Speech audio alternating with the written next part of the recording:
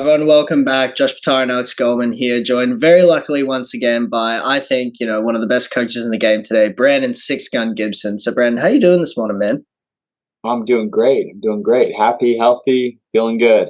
Exactly, that's what you want. So, look, man, you know, getting straight into it. The first question I have for you is, a bit of a different one.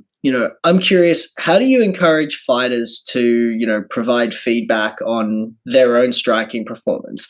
And how does this conversation with you, contribute to their growth and improvement? I definitely want feedback.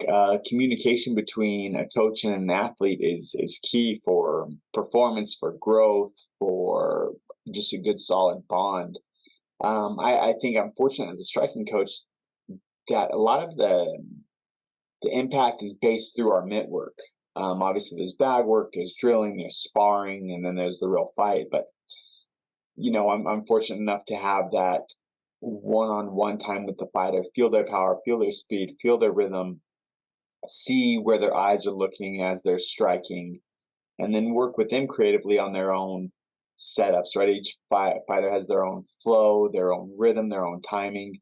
So I would train Carlos Condit very differently than I train Aaron Pico. Mm.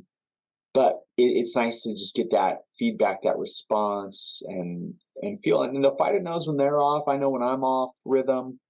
And sometimes we're like dance partners where we have to really match each other's Mm. speed, tempo, velocity, Yeah. intensity.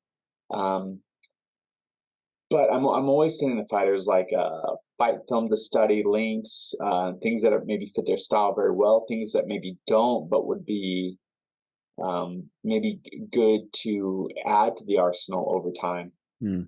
And that could be something from like stance switching to maybe just unique styles that each fighter's not used to. So I'm always trying to push them, challenge them, and then also, sometimes like Jon Jones is the best, just giving me like a pitcher's shake off. Like, no, I'm not gonna do that. That's not gonna be me.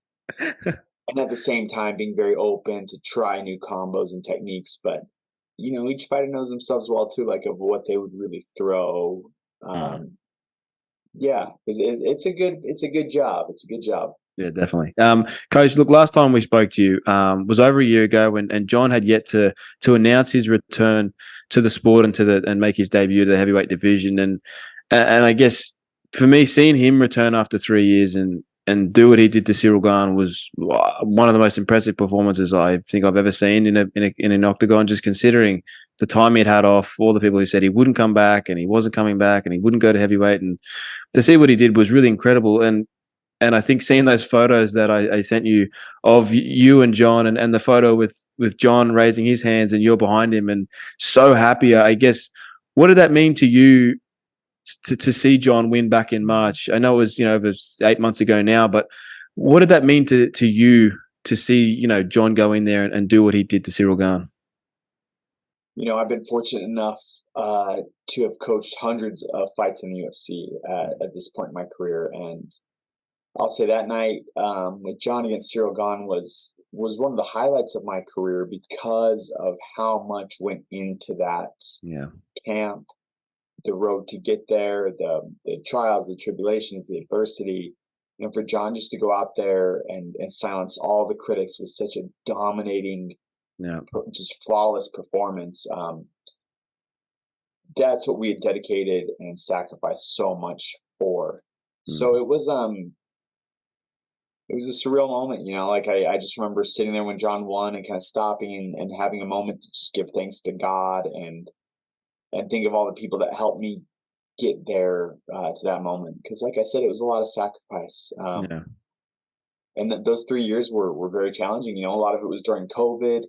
Yeah. Jon, we kind of left our team that we'd been a part of for so long, and there was a rebuilding that went into that. And Mm. I think part of that rebuilding was really founded on our belief in Jon and ourselves and what we could accomplish together. So that was just a testament. And here we are a few months later, and some would say maybe a similar position, right? Jon's coming Mm. off a major injury. We were days away from I know. an exciting fight in Madison Square Garden, but man, this team, we always believe in each other. We believe in ourselves, and believe in God's timing, and we'll get there when the time is right.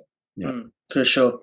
Brandon, as you would know, fighters, inevitably are going to face challenges during a fight. And, I'm curious, how do you prepare them to mentally overcome adversity mid-fight when things may not be going as planned in the striking department?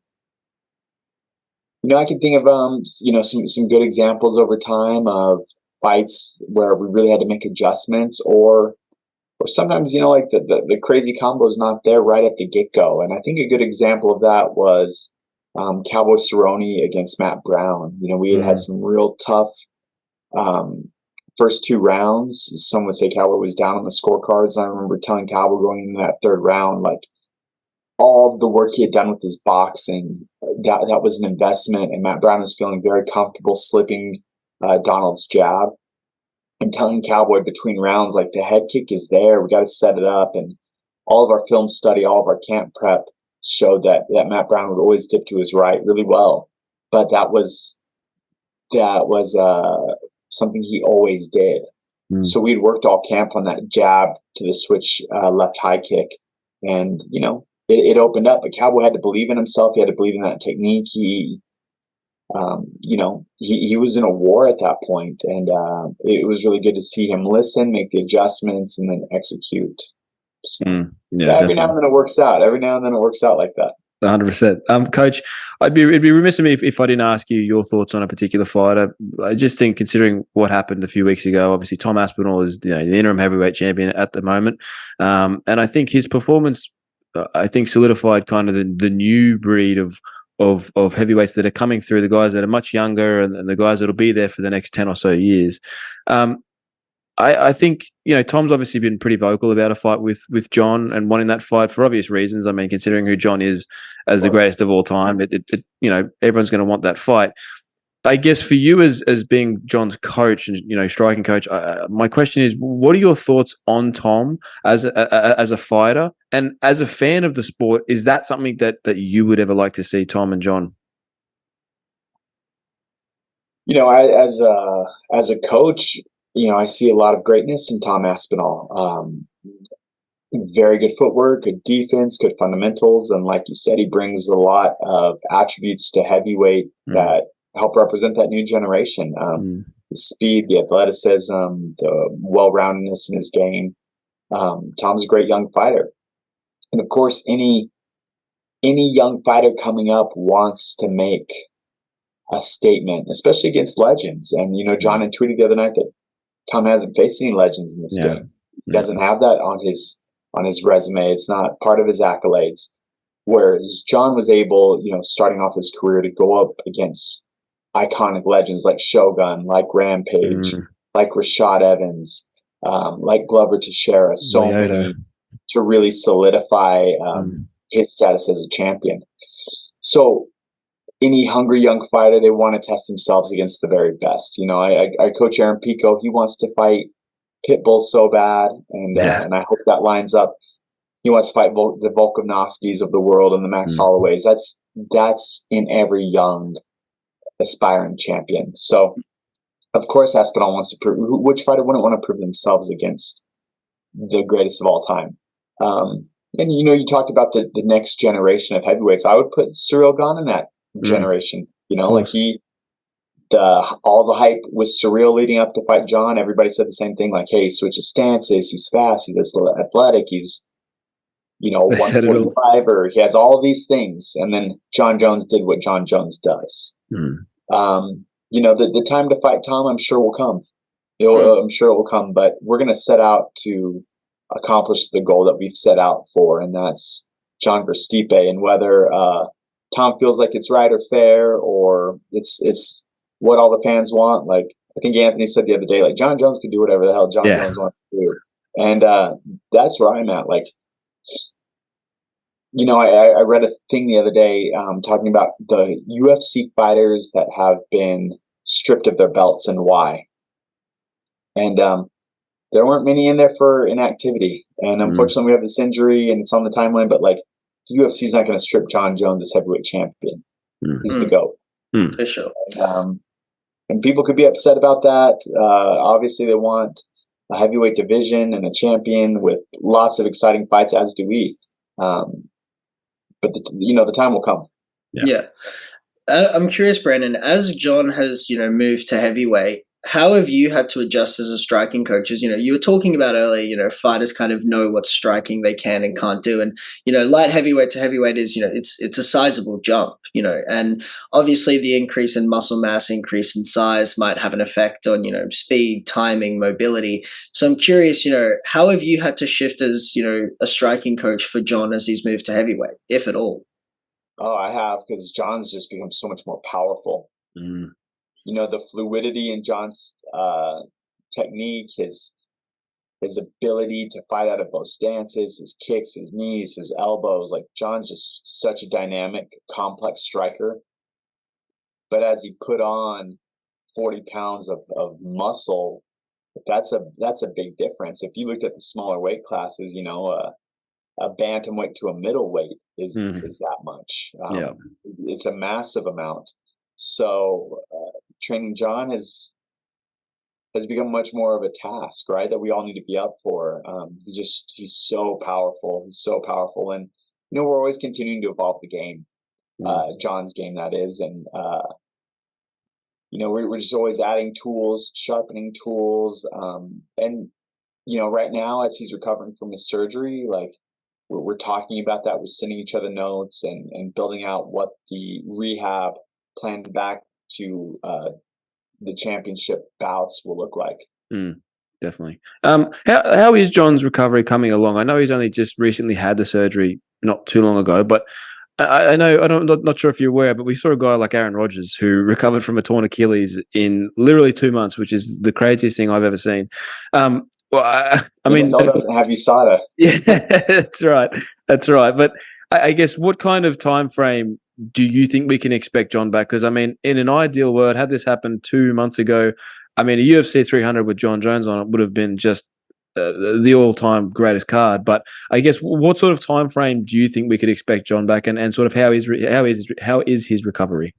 Yeah, I'm not sure on a time frame yet. That's kind of still to be determined. But I will say Jon's in great spirits, great attitude, and more focused than ever. This man sets out every goal, achieves every goal he sets out for. It's undeniable, Jon's will and his perseverance and his strength. So, he's still recovering from the injury. We'll see what the timeline looks like, but like I said, he's feeling good and his spirits are high. That's good, man. Last couple of questions from us, Brandon. Last one from me anyway is, I'm curious, talking about you, what have you been working on or looking to evolve as, a striking coach, for this year, heading into next year, for yourself, what have you been working on? Well, that's a great question. I'm a goal setter myself. We accomplished a lot of big goals in 2023. My main two fighters, Jon Jones and Aaron Pico, had amazing years. And we're looking to carry that into 2024. I have no doubt that Jon will fight in 2024, and he'll be defending his heavyweight championship. And Aaron's been on an incredible path. We're still open to see what happens with PFL and Bellator and what that looks like for Mr. Pico. Yep. But yeah, me as a coach, I'm always trying to get better every day. I look at fights like, where are my fighters doing well defensively, offensively, with their footwork, with their range, with their setups.